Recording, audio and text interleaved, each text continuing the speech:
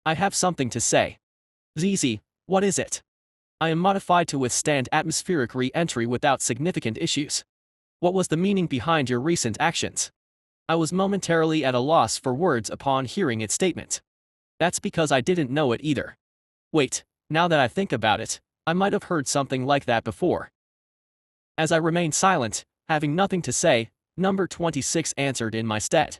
Big Kin helped because he didn't want his friend to get hurt. Friends are like Big Kin's family. Right? Is that so? Even though it was an action taken out of ignorance, there was no need to deny it. I quietly kept my mouth shut, and PS-111 bowed its head to me in gratitude. Thank you for your consideration, Amorph. ZZ, alright.